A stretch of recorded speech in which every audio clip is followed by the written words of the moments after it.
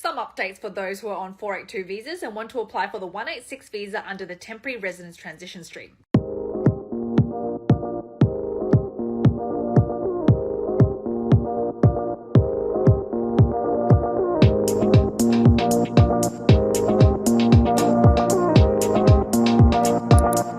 You'll be glad to hear that the instrument has passed and it will commence at a later date, hopefully the 25th of November 2023, so in a few days' time. I've gone through and read it and I will interpret it so you don't have to. So first of all the COVID concessions have been removed. Now, before I jump into the changes for the 482 visa holders, I want to talk about 457 legacy workers. These are for people who held a 457 on or after the 18th of April 2017. You must have been in Australia for at least 12 months during the COVID period. You can apply for the 186 under the Temporary Residence Transition Stream and there is no age limit. We just did one for an applicant who was 69 years old.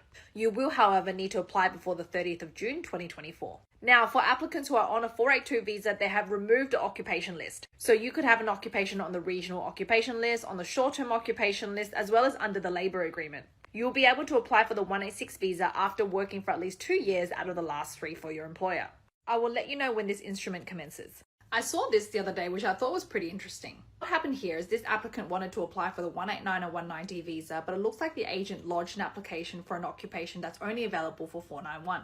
I don't know the exact circumstances, but the applicant seems quite upset over this. However, it may not be the agent's fault. You see, when skills assessing bodies assess these occupations, they're very strict on it. If your occupation doesn't meet the requirement of the occupation you want, you can't just forcibly submit an occupation under the one you want, because you'll end up getting a refusal, which will end up costing more and taking more time. Let me give you an example.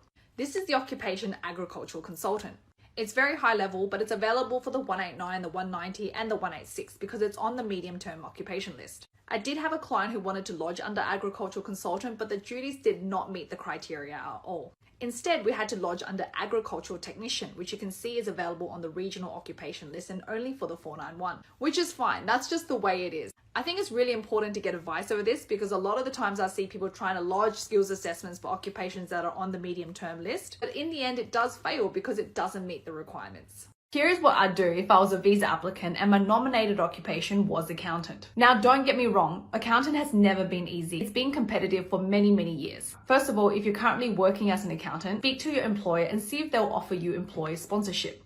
For example, the 482 visa or even the 186 visa. This has always been the most secure way for accountants to secure the pathway to permanent residency. For those who are looking to apply for a skilled visa, such as the 491 or 190, if you are applying in New South Wales, it will be tough, and it always has been. Even last year when there was heaps of invitations, we only had a few invitations for accountants in New South Wales, and to my memory, they had like 100 points. Victoria, on the other hand, was surprisingly good for accountants, and has proved to be pretty good this financial year too. You don't necessarily need to be working as an accountant, but if you're working in a skill level 1, 2 or 3 job and being paid a high salary, then you have good chances of being invited. If you're looking to apply for the 491 visa and you haven't been able to secure a job in your nominated occupation, then I'd probably give Western Australia a go.